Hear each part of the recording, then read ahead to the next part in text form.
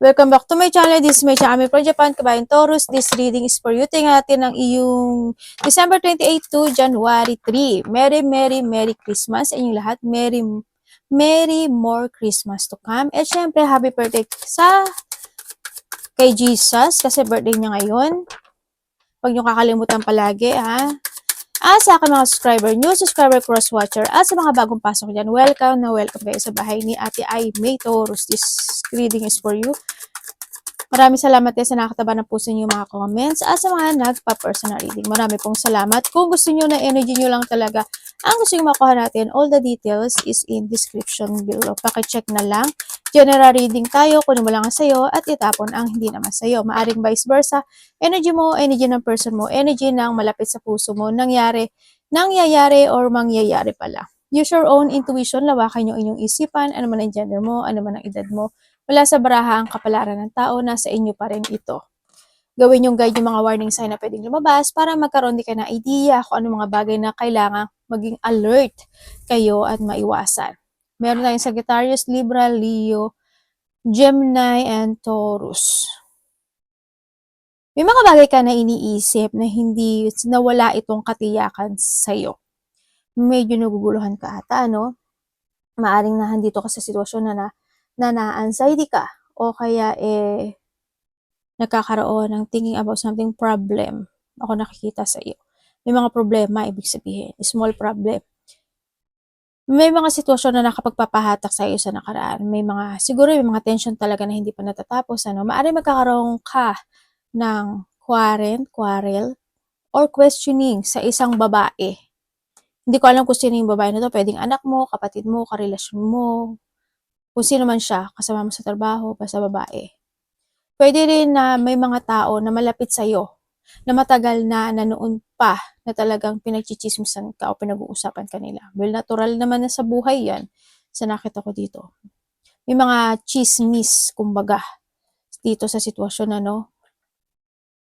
Iba sa inyo is, nagkakaroon ka, there's a feeling emotion, situation, ako nakikita sa'yo, yung feeling emotion, may mga bagay ka na iniisip sa sitwasyon na to, may mga bagay ka na gusto mong aksyonan or pwedeng there's a desire situation, pero ang sabi kasi dito, nasa sa'yo si Ki. Ibig sabihin, yung iniisip mo yun, kung ano man yung mga bagay na lack of clarity ka or nag-aalinlangan ka dun sa bagay na yun, nasa sa'yo naman daw si Ki. Lahat is nasa iyo. Ibig sabihin, nasa sa'yo yung susi to unlock, or to answer, or to resolve the situation, or to change your situation in life. Nasa sa'yo yun. And then also, is mag-trust ka daw sa intuition mo. Kasi iba sa inyo, is magkakaroon kayo ng growth when it comes to spiritual. Mas more siya mag-enlighten, and you need to trust sa intuition nyo. Huwag kang masyadong maguluhan. Maaari may mga confusion din sa iba ng mga pagkalito.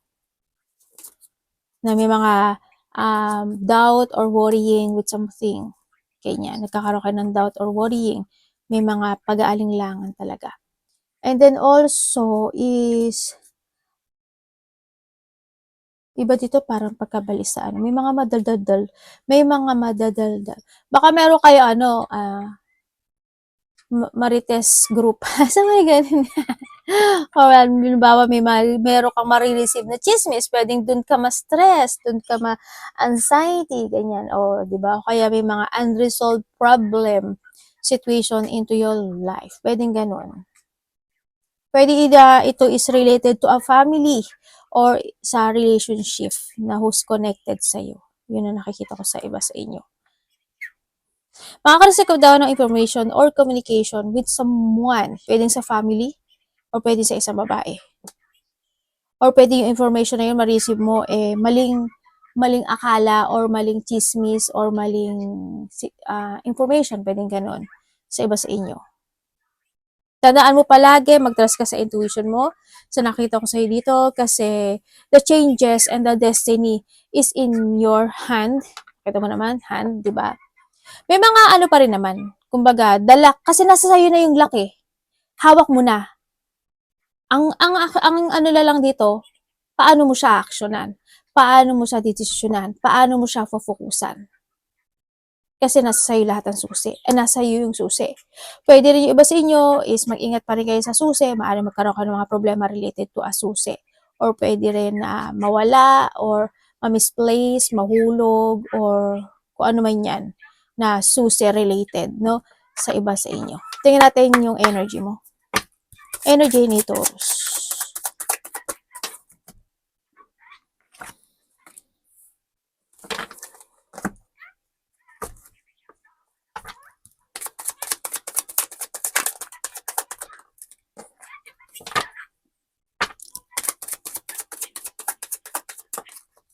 Your energy. Yung energy mo, sa nakikita ko sa'yo dito, nandito ka sa sitwasyon mo na kahit na, kasi dito, nasa sitwasyon kasi, alam mo yung nandun ka sa point na kahit na gusto mong magtanong, gusto mong kumprontahin, gusto mong kausapin, is hindi mo magawa. Yun, you keeping your feelings. Nandun ka sa point na yun. Parang you're in a painful situation, pwedeng nagkakaroon ka ng depression, you feeling unhappy, you feeling hopeless, pwedeng ganun, nagkakaroon ng mga emotional pain, pwedeng ganun, no, sa iba sa inyo. May mga energy mo rin may paghihintay, no, pwedeng may mga bagay na hinihintay ka, or may hinihintay ka, kung ano may hinihintay mo na yan. Yung energy mo din, nandito kasi yung sitwasyon na you want peace, or you want ng pagkakaisa, parang ganun, sa isang taong mahalaga para sa'yo. Parang nandun ka sa point na naghihintay ka na sana maging okay ng lahat. Sana malakpasan ko to. Sana ma-accept ko to. Sana ma-accept nila ako, or kung ano man yan. Sana ganito, sana ganyan, sana ganun. Nandun ka sa point na iyon.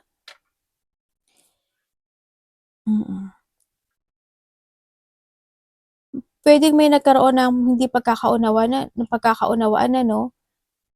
Kung sino man siya, kapatid mo, karelasyon mo, kasama mo sa trabaho, a person who value you, pwedeng nagkaroon ng hindi pagkakaunawaan, and this time, you're still waiting, or nahadun ka sa point na gusto mo nang maayos ito. Or gusto mong maging okay ang lahat. Yun ang energy mo. Baka iba sa inyo, kasi ang dami may mga iniisip ka rin.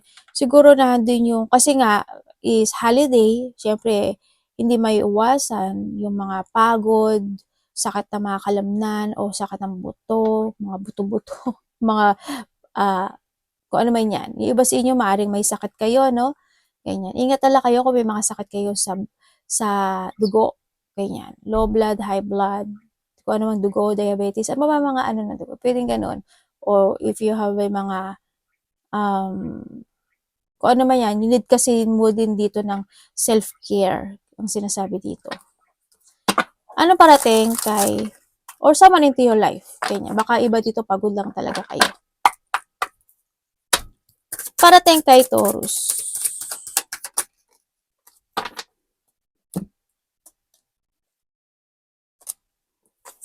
Parating, ano yan, universe?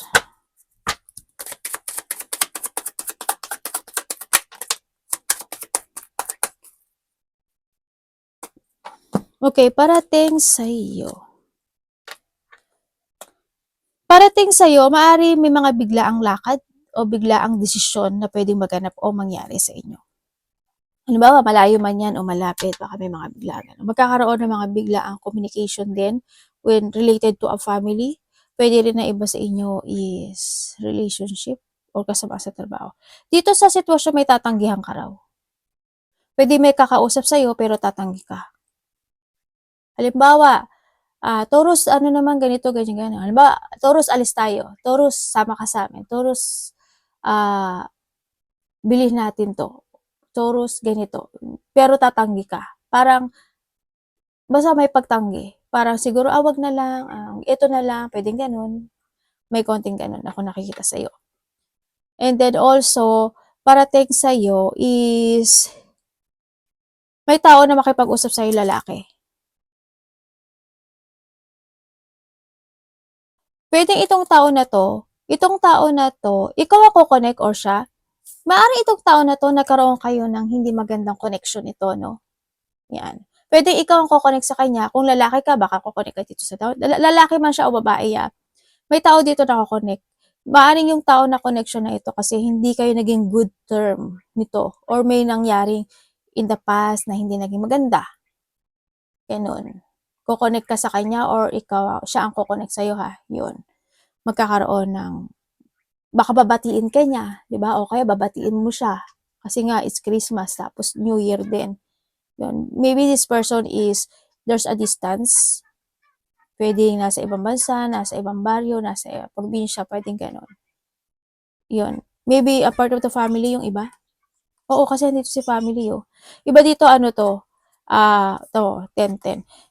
Part of the family o kaya kasamahan mo 'to sa trabaho. Tsaka parating sa'yo, may mga tao kasi na hindi ka papanigan, eh, or ikaw ito, may mga taong hindi ka papanigan, hindi ka aayunan or hindi sila mag-a-agree sa'yo. May tao ako nakikitang gano'n. Or hindi siya agree sa'yo, or hindi ka niya gusto, puwedeng gano'n. Gano'n nakikita ko. There's a lack of teamwork or may mataas din ang ego dito 'no. Iba dito may mapanghihinaan ng loob or may tao hoping walang mangyaring conflict kasi nga New Year na New Year or puwede kasi yung taon na yun, this is the past. Puwedeng nagkaroon kayo ng conflict, ganyan. And this time ayaw niya kumonek sa'yo or ayaw mo kumonek sa kanya, puwedeng gano'n 'no, vice versa. 'Yan. May hindi pagkakasundo rin ako na nakikita sa ibang aspeto ng buhay mo. Tingnan natin. Sa iba sa inyo is magkakaroon kayo ng union. Siyempre, hindi naman lahat is negative. Pero kung magkakaroon ng ganito, siguro you need to be understand. Lalo na kung nagkaroon talaga kayo ng issue, di ba? Kailangan mo lang intindihin yung mga bagay-bagay. Siguro, hindi pa sa ngayon, di ba? Darating din yung time na anything can healed. Di ba? Hindi natin masasabi yun eh. Siguro, darating yung time na yun. We need to heal kasi, no? Kaya, don't push yourself sa isang sitwasyon na it's not healed. And syempre, wag ka rin papasok sa isang sitwasyon na you're not healed, 'di ba? Kasi pag yung hindi ka healed, pwedeng same energy mangyari din sa iyo. Masaktan ka uli. Iba sa inyo matagal na 'to. Ano dapat niya iwasan? Iba dito is yan nga, nakalimutan ko, di ba? Iba si Joyce magkakaroon nga doon ng mga union. Kasi hindi ko natuloy, di ba? Nag-interrupt kasi ako ate kasi daldal eh. Yan, magkakaroon ng mga union either to your family, yan, magkakaroon ng mga harmony, ganyan. And then, there's a end of a difficult situation happening to your life. Maybe by the next year yan, mangyari sa iba sa inyo kasi magkakaroon na talaga. Kasi it's, syempre, new year, 2026, ganyan. Magkakaroon ng mga getting together, celebration, pan happiness. Yan. Family unity, reunion, something. Kasi, reunion nga kasi nga ano, di ba? Happy New Year talaga. And may mga coming home. May pa-uwi, ikaw man, galing ibang bansa, probinsya, or kalapit baryo or ikaw ito sa kanila. And then also, pwede rin na may pag-uusapan related to mga kasalan, pupuntahang kasal, mga ganun. Sa iba sa inyo. Dapat iwasan.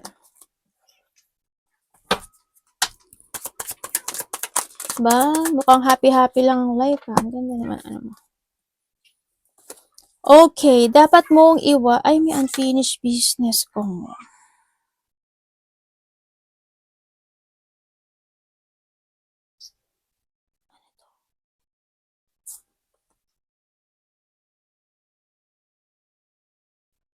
May babalik oh. May babalik. Taong malapit sa'yo. Kung ito is namatay na, babalik to. As in. Hindi ko alam mo pero babalik siya oh.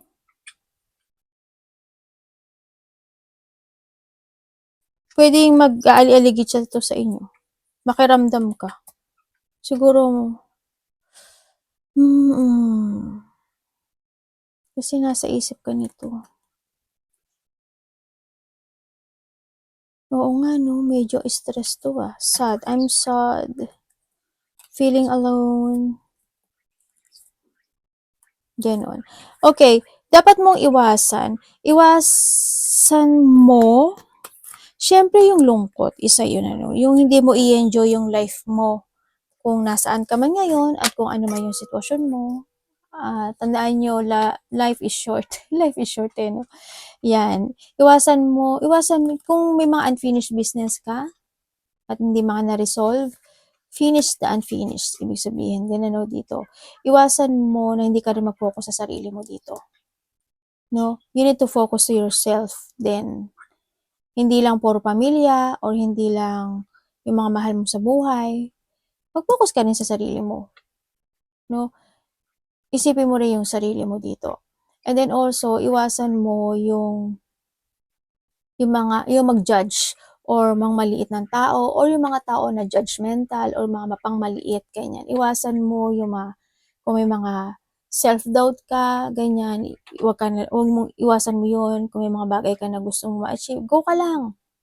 No, wag kang mag-self-doubt sa sarili mo. Iwasan mo na muling magkamali o yung pwede namang gawin na ngayon, bakit hindi pa gawin ngayon, magkaroon ng delay. No, kung may mga bagay ka na gustong i-success, go lang. Iwasan mo yung mga taong ano, tsismosa, ganyan. Frustration and pag-i-isolate, iwasan mo rin yan. Iwasan mo, syempre, kung may mga sitwasyon na alam mo sa sarili mo na hindi mo ikaka-work it out or hindi ka magsa-success doon, bakit ka pa doon? You need to focus to your target. You need to focus to yourself. You need to focus to structure or to rebuild yourself, no, your world, or yung sarili mo, ganyan. Mag-trust ka lang sa intuition mo. Accomplish yung mga dapat mong i-accomplish in life, ganyan. Kinakailangan mo na rin na mag-focus sa bagong ikaw kasi 2026 na rin. Yan, mga iiwasan mo ha. Mapanghinaan ng loob isa yun. Tsaka yung hindi ka magpahinga ka din daw minsan. Minsan, siyempre, tao ka rin, hindi ka naman machine, di ba? Kung kailangan mo mag-relax ka. Mag-recharge ka, mag-rest ka, mag-contemplation ka, magbigay ka ng oras sa sarili mo, mag-rejuvenate ka. You need mo rin kasi ng mental peace this time. Take a breath. Yung mga ganun-ganun. Ganun, ha? Mag-take a pause ka muna. Hindi ka naman si Wonder Woman, si Spider-Man, o si Batman. Love, kapatid, anak, magulang, karelasyon, kaibigan, pamilya.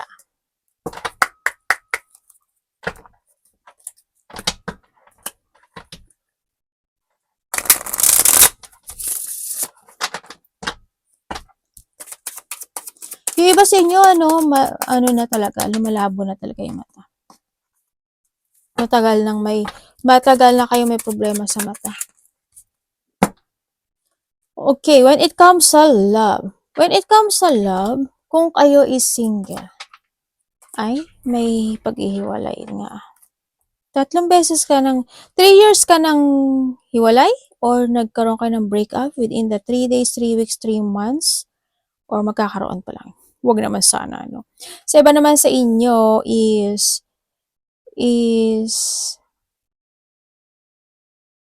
maaring 3 beses ka nang nasaktan. Ganyan. Kumbaga, either na 3 beses ka na nasaktan when it comes to your relationship o kaya naman 3 beses kayong away-bate, mga ganyan. Kung ikaw is single, may 3 tao na darating sa buhay mo dito. Ay, okay. Kung ikaw is single, hindi siya 3 actually. Kasi nakita ko yung kasunod na card. May connection siya sa kasamahan sa trabaho or something trabaho. Pwede kasamahan mo siya sa trabaho or may connection ito sa kasamahan sa trabaho. Doon mo siya makikilala. Itong bagong tao na to. Yun ang nakikita ko dito Biglaan lang to. Masyashock ka nga na parang magkakaroon kayo ng connection nito. Parang masasabi mo na ito na ba yung aking destiny, universe? Parang nahandun ka sa point na yun. Pero ang nakikita ko sa'yo dito is is hindi ka naman ganun na magpo-push forward, nandun ka kasi sa point na communication. Mangyayari yung magkakaroon ka ng communication, pero parang ilalaan mo siya sa universe na, universe, if this is my destiny, it's okay. I-receive ko to. Nandun ka sa point na yon, no? Nasa pag-iisip, kung nasa iniisip mo na itong tao ba to is good sa akin, or maybe siya ito sa iyo, na parang nagsisiyasat siya. Yun ang nakikita ko dito sa kanya. Yun. Kung ikaw naman is, iba dito mas bata to sa'yo. Or pwedeng makilala mo siya by the internet sa iba sa inyo. Itong tao na to. Pero magkakaroon kayo ng talking dito. Kung ikaw is separated, matagal na rin kayo separated nito. Nasa 3 na rin. 3 to months man yan, or iba dito, months man yan or days man yan, ganyan.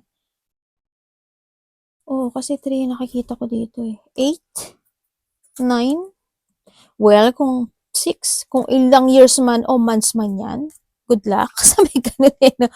8, may 8 din pala. Ang nakikita ko dito is they want to improve or they want niya ng recovery dito sa relasyon na to. Sa nakikita ko sa kanya isa kasi dito, they feeling sad, they feeling stuck.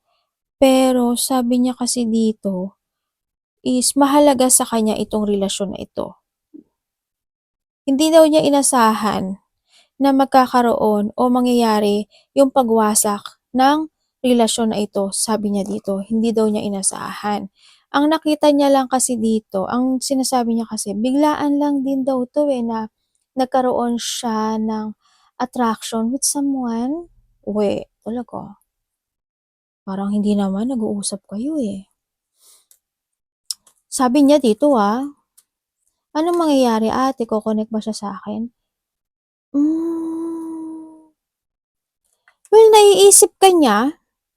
Sa nakikita ko dito, no, maaari naman na magkakaroon kayo ng connection, either magte-text to sa'yo or babatiin ka niya kung nagkakaroon pa kayo ng connection. Yun ang nakikita ko. Pwede rin kasi daw na naghihintay ito. Pero may distance na kasi kayo, no? Pero alam mo, dito sa relasyon na to, ginawa to ni universe. Kasi alam niya alam ni universe na hindi tong relasyon na to ang para sa'yo. Ang nakita ko lang dito is, isa dito is, nakatanaw pa rin siya sa nakaraan. O natatanaw niya pa rin yung nakaraan. Siguro nandun siya sa thinking, ganyan, na nangyari yun, nangyari pala to, ganyan. Sana hindi na lang nangyari, nandun siya sa point na yun. Sa nakikita ko sa kanya. Kung kayo naman is in relationship nitong tao na to, kung kayo is in relationship, nandun naman yung saya, handun naman yung confident, or handun naman yung maaring matagal na rin kayo nito, bago man o matagal, pero nakikita ko yung saya or happiness ng relationship na to. Yun nga lang kasi minsan, may mga frustration na pinagdadaanan dito, no? Sa relationship. Lalo na kung may third party, yes, natarimay. Pero sana hindi kayo magkaroon ng pag-aaway. Pero isa sa inyo is makakaramdam ng painful situation, either madi-disappointed or may mga depression or lungkot o kalungkutan, hoping hindi kayo maghiwalay itong tao na to, pero may ikakagulat, ikakabigla or ikakashock. May mga expect the unexpected, may mga unexpected na pwedeng maganap dito sa relasyon na to. At yung maganda ba? Hati kasi siya Dito sa akin, hati siya. May maganda, may hindi. Bakit mo nasabi, maganda ba? Hindi, di ba? Yan. Ito, maganda. Kaya nga sabi ko sa inyo, hati kayo. Kasi marami naman talaga kayo energy. Hati siya talaga. Dito, okay siya, di ba? Dito, hindi, di ba? Kaya mahati kayo. Pero habaan mo yung pasensya mo. No? Sa nakita ko ito. Siguro, dito kayo sa point na away-bati kayo nito. Or nagkakaroon kayo ng tampuhan. Kaya ganun yung energy na lumalabas. Tingnan natin yung pera mo. Kamusta po yung money ni Taurus? money niya.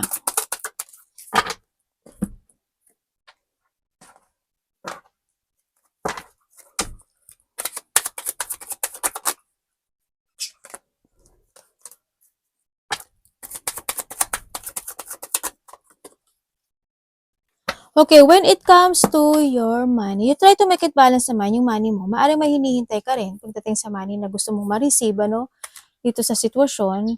Yung iba sa inyo kasi is breadwinner. Maaaring may mga tutulungan kayo, maaaring may taong mas bata sa'yo na bibigyan mo ng pera o tutulungan mo, o you supporting this person. O pwede rin na kung sino man siya na susuporta mo. Yun ang nakikita ko. Ate, mag-growth ba? Mag-growth. Ang sabi kasi dito, as long as may ginagawa ka. Kung may business ka or may sarili kang pinamumunuan na nagkakaperahan, as long na magkakaroon ka ng mga bagong plano or strategy or mga bagong pananaw sa kinabukasan and you're sacrificing and magiging very creative ka, yes, you will be success. Yun ang sabi dito. Palagi ka lang daw maging balanse. No, ang sinasabi dito. And then also, sa iba sa inyo, pagdating sa money, maybe you're waiting for something or handun ka sa point na mag-uumpisa ka na ngayon na pahalagahan or i-value yung pera mo this time. Yun na nakikita ko sa iba sa inyo. Pero magkakaroon kayo ng pag-uusap. May mga pag-uusapan related to a money. Taong malapit sa'yo. Pwedeng your lovers, pwedeng anak mo, pwedeng, basta connected to sa'yo. May gulo? Ba't ganun? Universe. May gulo. Marami kang iniisip. Na bagay-bagay. Tingnan natin advice sa'yo. Advice mo kay Taurus Universe. Ano ba yun? Wow. Anak, wag ka sa ulo ni Mami.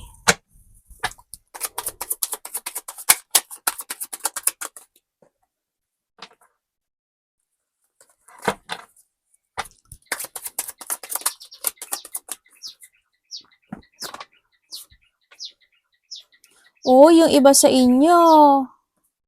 Ano yun, ate? Yung iba sa inyo, may makikilala kayo na bagong tao. Itong tao na to, mararamdaman mo yung peacefulness sa kanya. As in, maybe this is a love sa iba sa inyo. May darating sa buhay mo. Bago mo makikilala. And then also sa iba sa inyo is may mga good news, achievement, happiness, and fulfillment. Baka makakaramdam ka ng kasiyahan talaga dito, no? And then also may good karma ka nga actually, no? Dito. Okay, when it comes sa advice, tatandaan mo na mahalin, pahalagahan mo rin ang sarili mo. Tulad ng sabi ko kanina, kung kailangan mo mag-recharge ka, no? Magtulog-tulog ka kung kailangan. And sinasabi rin dito na kailangan mo maging balanse sa lahat ng aspeto ng buhay mo, sa pera mo man yan, sa iniinom, kinakain, o sa mga pakikipagsalamuha mo sa mga bagong tao o sa mga tao sa buhay mo. Mag-trust ka lang daw sa intuition mo and then also make mental clarity sa mga bagay, kung ano yung mga bagay na gusto mo i-pursue, kung ano yung mga bagay na gusto mo nang alisin o ikat sa buhay mo. Focus on that. Maging totoo ka daw sa sarili mo. And concentrate, no? Concentrate and pursue your idea kasi there's a victory and success happening to your life by the year 2026 nga.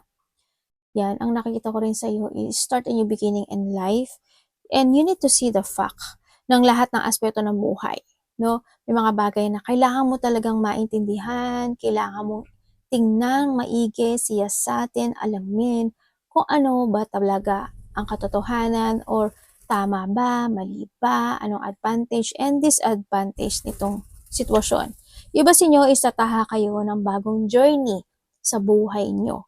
By the year, may tatahakin kayo na bagong journey. Halimbawa, nasa trabaho ka. Maaaring yung trabaho mo is nasa baba ka. Pwedeng mag-level up yun, ganyan. O kaya naman is is mag-aasawa ka na, pwedeng ganun, o kaya is may mga tatahakin ka na mga bago. Yan. Sa buhay mo by the year, 2026. Arigatou naman, God bless.